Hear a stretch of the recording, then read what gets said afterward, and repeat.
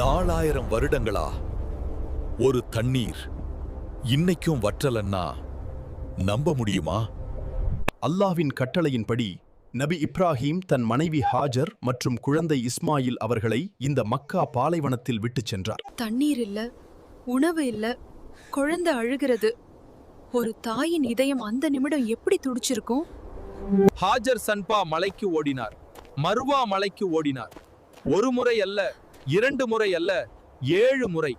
அந்த நேரத்தில் ஜிப்ரீல் அலை குழந்தையின் காலடியில் தம் இறக்கையை வைத்தார்.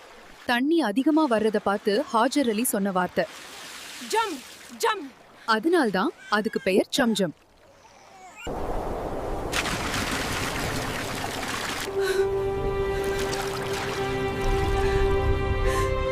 ஒரு தாயின் நம்பிக்கை, ஒரு குழந்தையின் அழுகை.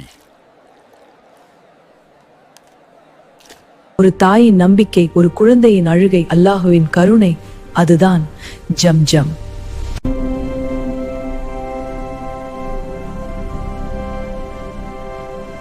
இந்த வீடியோ பிடித்திருந்தால் லைக், ஷேர், கமெண்ட் பண்ணுங்க. வணக்கம்.